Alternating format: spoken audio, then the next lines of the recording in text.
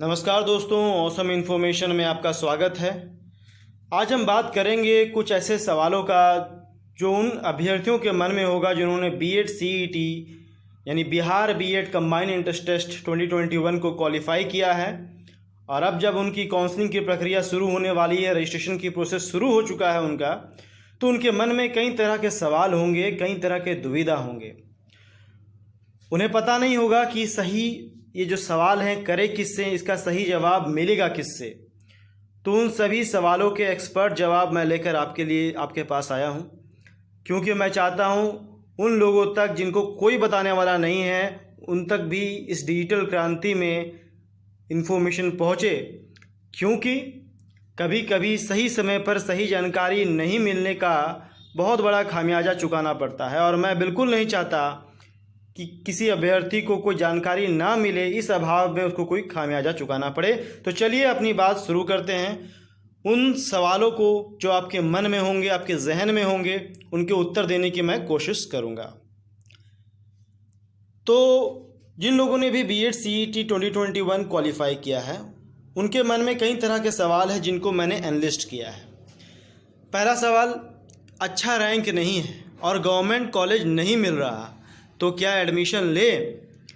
देखिए, यदि अच्छा रैंक नहीं मिल रहा और गवर्नमेंट कॉलेज भी आपको नहीं मिल पा रहा है, लेकिन एडमिशन लेना है या नहीं लेना है, ये डिपेंड करता है कि आप शिक्षक बनना चाहते हैं या सिर्फ यूं ही रोज़गार के लिए आप बीएड करना चाहते हैं। यदि रियल में शिक्षक भी बनना चाहते हैं और रोज़गार भी चाहते हैं और आपके पास फाइनेंशियल स्टेबिलिटी है, तो आप बीएड कर लीजिए।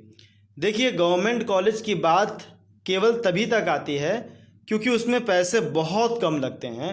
प्राइवेट और कंस्टिट्यूएंट की तुलना में बहुत कम पैसे लगते हैं, जिसके बारे में मैंने पिछले वीडियो में चर्चा कर रखी है।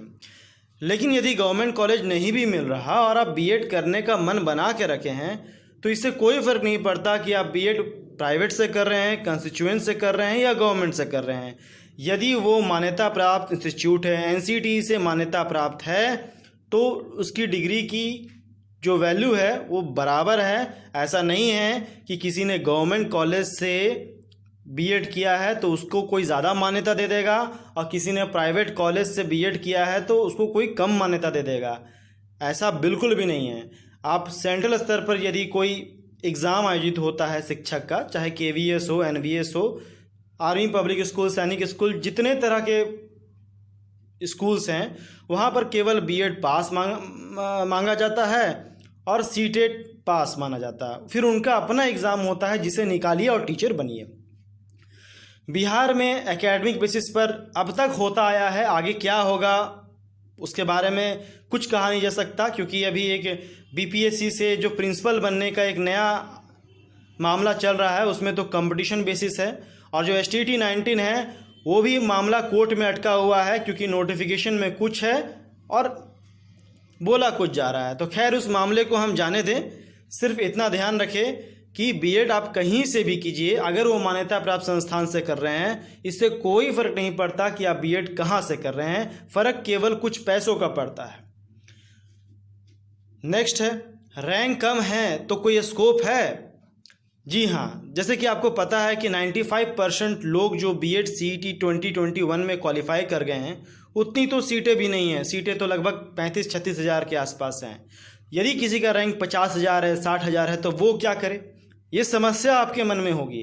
तो देखिए, ये कभी नहीं होता कि जितने लोग हैं वो सभी के सभी एडमिशन ले लें। अब तक क्या हुआ है या क्या होता आया है, प्राइवेट कॉलेजेस में कई सारी सीटें खाली रह जाती हैं। तो क्योंकि सभी लोग बीएड नहीं करते हैं, कुछ लोग चाहते हैं कि अगर सस्ते में होता है तो करेंगे, नहीं तो नहीं करेंगे। लेकिन अगर किसी ने करने का मन बना रखा है, फाइनेंशियल स्टेबिलिटी है, तो रैंक कम होने से भी घबराए नहीं। आपको जो भी ऑप्शन है कॉलेज का चॉइस देना है और वेट करना है। जितने भी राउंड होगा, स्पॉट राउंड तक आप वेट कीजिए। अपने आसपास के प्राइवेट कॉलेजेस में जाकर बात कीजिए। जो एनलिस्टेड हैं, LNMU जो अभी नोडल एजेंसी बनी हुई है, उसके लिस्ट में जो कॉलेज एनलिस्टेड है, उस कॉलेज में जाकर के आप बात कीजिए जो एनसीटी से मान्यता प्राप्त है। तो बिल्कुल स्कोप है, घबराने की ज़रूरत नहीं है। फिर नेक्स्ट है, क्या टीचर बनने के लिए बीएड ज़रूरी? देखिए, इसका जवाब हाँ में भी है और नहीं में भी है, क्योंकि कई तरह के टीचर्स होते हैं जो टेक्निकल बैकग्राउंड से होते हैं, जिनके लिए बीएड की आवश्यकता नहीं है। जैसे अभी निकला था कंप्यूटर टीचर, उसके लिए बीएड की अनिवार्यता बिल्कुल भी नहीं है। हाँ, वो डिज़ायरेबल हो सकता है लेकिन एसेंशियल नहीं है। डिज़ायरेबल प्रमोशन के लिए होता है, लेकिन बाकी जो ट्रेडिशनल सब्जेक्ट हैं, जैसे आपका साइंस हो गया, आर्ट्स हो गया, इन सब में, मतलब कि साइंस में फिजिक्स, केमिस्ट्री, बायोलॉजी, आर्ट्स में आप तो जान ही रहे हैं, हिस्ट्री, ज्योग्राफी जो भी है, इन सब के लिए बीएड बहुत ज़रूरी है। बिना बीएड के आप टीचर नहीं बन सकते, और सिर्फ बीएड करने से ही काम नहीं बनेगा, आपको टीचर एलिजिबिलिटी टेस्ट भी पास करनी होगी। तो बिल्कुल सही है, टीचर बनने के लिए बीएड ज़रूरी है, लेकिन टेक्निकल बैकग्राउंड में कुछ लोगों को छूट है, वो बीएड नहीं भी करेंगे तब भी वो टीचर बन सकते हैं, लेकिन प्रमोशन के लिए उन्हें बीएड ज़रूरी है। फिर है, क्या टेक्निकल बैकग्राउंड वाले बीएड कर सकते हैं? देखिए, मैंने अभी बताया कि कुछ सब्जेक्ट्स ऐसे हैं जहां पर बीएड की अनिवार्यता नहीं है, लेकिन 2018 के बाद से यदि कोई बीटेक भी है, कोई एमसीए भी है, कोई बीसीए भी है, तो वो भी बीएड कर सकता है और वो लीगल होगा। आप कॉलेज में जाकर पता कर सकते हैं, भले आपको मेथड पेपर ना मिले अपने मन का, लेकिन आपका बीएड वैलिड है और मान्य होगा। क्यों मान्य होगा? क्योंकि जो नया नेशनल एजुकेशन पॉलिसी आया हुआ है 2020, उसमें ये बात कही गई है कि टीचर बनने के लिए सभी को बीएड और टेट अनिवार्य है। वो अभी लागू नहीं हुई है, उसको लागू होने में धीरे धीरे समय लगेगा। ये सवाल आपके करंट अफेयर के लिए हो सकता है कि भारत का कौन सा राज्य है जिसने एनईपी 2020 लागू कर दिया है, वो अलग बात है। तो उस हिसाब से यदि आप दूरदर्शी हैं और आप शिक्षण में अपना रोजगार बनाना चाहते हैं, तो मेरी यही सलाह है, आप टेक्निकल बैकग्राउंड में हैं भी, अभी भले बीएड की कोई आवश्यकता नहीं है, लेकिन आप प्रमोशन चाहते हैं और बाद में कभी आपको ट्रेनिंग ना करनी पड़े, यदि आपके पास फ्री समय है, आप बीएड कर सकते हैं। अगला क्वेश्चन हम लेते हैं। देखिए, ऐसे बहुत सारे क्वेश्चंस आपके मन में होंगे, मैं सभी क्वेश्चन को तो एनालिस्ट नहीं कर सकता। यदि इसके अलावा भी कोई आपको क्वेश्चन है तो कमेंट सेक्शन आप उसमें डालिए। मैं कोशिश करूंगा कि जो भी सवाल ज़्यादातर लोगों का आएगा उस पर फिर एक वीडियो बना दिया जाएगा। फिर है, सबसे ज़्यादा बीएड कॉलेज कौन सी यूनिवर्सिटी में है? देखिए, इस सवाल का जवाब आप खुद ढूंढ सकते हैं। जैसे रजिस्ट्रेशन का प्रोसेस स्टार्ट है, आपको यूनिवर्सिटीज़ चुननी है ना। आप एक यूनिवर्सिटी भी चुन सकते हैं, मल्टीपल यूनिवर्सिटीज़ भी चुन सकते हैं और रीसेट भी कर सकते हैं। ऐसा नहीं है कि चुन करके आप फिक्स हो गया, रीसेट करने का भी ऑप्शन है। केवल देख सकते हैं आप कि किस यूनिवर्सिटी में सबसे ज़्यादा कॉलेजेस हैं, किस यूनिवर्सिटी में कितने गवर्नमेंट कॉलेज हैं, किस यूनिवर्सिटी में कितने कंस्टिट्यूएंट कॉलेज हैं और किस यूनिवर्सिटी में प्राइवेट कॉलेजेस हैं। ये सब का लिस्ट एलएनएमयू ने दिया हुआ है। आप अपने रजिस्ट्रेशन प्रोसेस में जाइए, वहाँ यूनिवर्सिटी सिलेक्ट कीजिए और उस यूनिवर्सिटीज़ के अंतर्गत जितने भी कॉलेज हैं उनका लिस्ट सामने आ जाता है।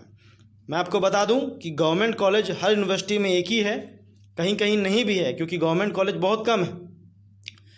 जैसे आप बात कीजिएगा पटना यूनिवर्सिटी में, तो वहाँ पटना ट्रेनिंग कॉलेज हो गया आपका। आप बात कीजिएगा मगध यूनिवर्सिटी में, उसमें सीटीई गया आ गया, फिर एक सीटीई तुर्की हो गया, फिर एक सीटीई सहारनपुर हो गया ललित नारायण मिथिला यूनिवर्सिटी में।